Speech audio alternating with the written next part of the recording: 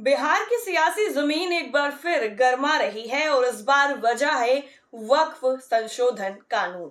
जहां एक तरफ बीजेपी इसे पारदर्शिता का हथियार बता रही है, तो वहीं उसके सहयोगी दल जेडीयू और अन्य एनडीए घटक असमंजस के भंवर में फंसे हुए नजर आ रहे हैं। नीतीश कुमार की धर्मनिरपेक्ष छवि पर सवाल उठ रहे हैं और मुस्लिम वोटों की नाराजगी का डर सहयोगियों को परेशान कर रहा है। दूसरी तरफ तेजस्वी यादव की अगुवाई में आरजेडी इस मौके को सुनहरे हथियार की तरह भुनाने की तैयारी में है। पटना की गलियों से लेकर दिल्ली के संसद तक ये मुद्दा अब सिर्फ कानून का नहीं, बल्कि 2025 के बिहार विधानसभा चुनाव में सत्ता की चाबी का सवाल भी बन गया है। तो क्या वक्फ कानून बिहार में बीजेपी के गठबंधन को कमजोर करेगा और या आरजेडी इस सियासी दंगल में बाजी मार लेगी?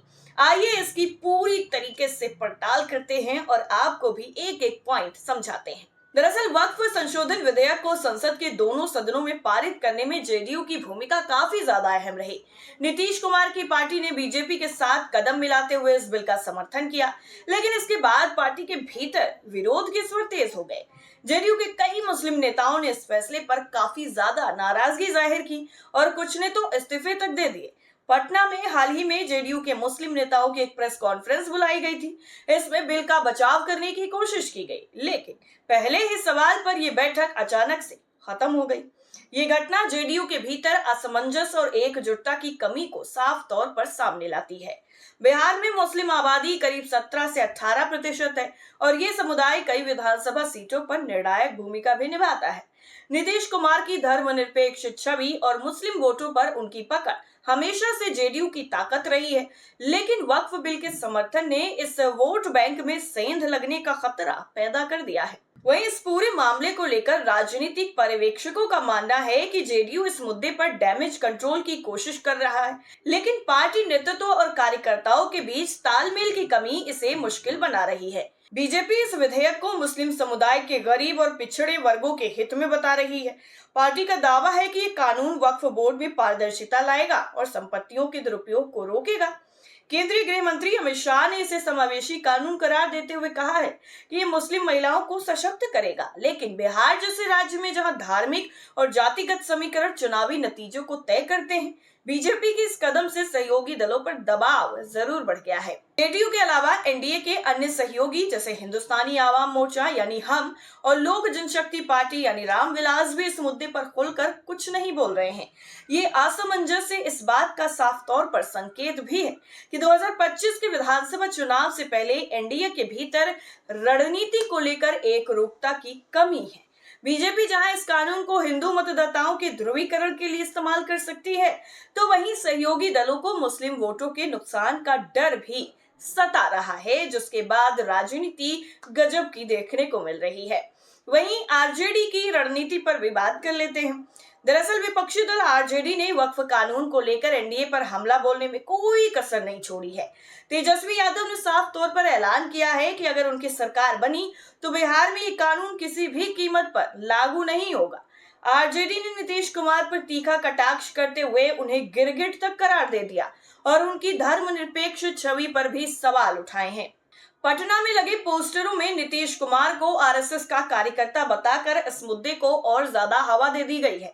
आरजेडी की रणनीति साफ है, वो मुस्लिम वोटों को एकजुट कर एनडीए के खिलाफ माहौल बनाना चाहती है, जो 2025 के बिहार विधानसभा चुनाव के लिए काफी ज्यादा अहम है।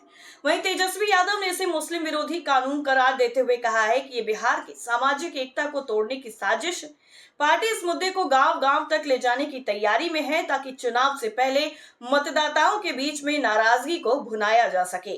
साथ ही आरजेडी कांग्रेस जैसे महागठबंधन के अन्य दलों के साथ मिलकर इसे संविधान और अल्पसंख्यक अधिकारों पर हमले के रूप में पेश कर रही है।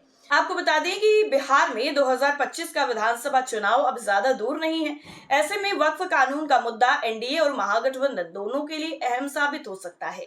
जेडीयू के लिए ये संकट की स्थिति है, क्योंकि मुस्लिम वोटों का नुकसान उनकी सीटों को प्रभावित कर सकता है। वहीं बीजेपी इस मुद्दे को हिंदू वोटरों को मजबूत करने के लिए इस्तेमाल कर सकती है, लेकिन सहयोगी दलों की असमंजस से गठबंधन की एकजुटता पर सवाल भी उठ रहे हैं। वहीं आरजेडी के लिए ये एक सुनहरा मौका है और अगर वो मुस्लिम समुदाय को ये भरोसा दिलाने में कामयाब रही कि वक्फ कानून उनके हितों के खिलाफ है, तो कई सीटों पर बाजी पलट सकती है, जिसका भुगतान जेडीयू को करना होगा। हालांकि तेजस्वी यादव को यह भी सुनिश्चित करना होगा कि उनकी रणनीति केवल ध्रुवीकरण तक सीमित न रहे, बल्कि विकास और रोजगार जैसे मुद्दों को भी साथ लेकर चले, जिससे उन्हें आगे काफी ज्यादा फायदा भी होगा। वहीं वक्फ संशोधन विधेयक ने बिहार की राजनीति में एक नया मोड़ भी ला दिया है।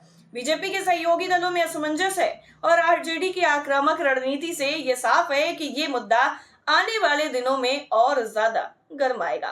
नीतीश कुमार के लिए ये चुनौती है कि वो अपनी धर्मनिरपेक्ष छवि को कैसे बचाएं और गठबंधन को कैसे एकजुट रखें। दूसरी तरफ आरजेडी इसे एनडीए के खिलाफ बड़ा हथियार बनाना चाहती है और अब ये देखना होगा कि क्या कानून बिहार में सियासी समीकरण बदल देगा या फिर मतदाता इसे नजरअंदाज कर मुद्दों पर ध्यान देंगे। फिलहाल इस खबर पर आपकी राय क्या है, कमेंट करके जरूर बताइए और आपके अपने कुल्हड़ न्यूज को सब्सक्राइब कीजिए, वीडियो को लाइक कीजिए, शेयर कीजिए और कमेंट जरूर कीजिए। नमस्कार।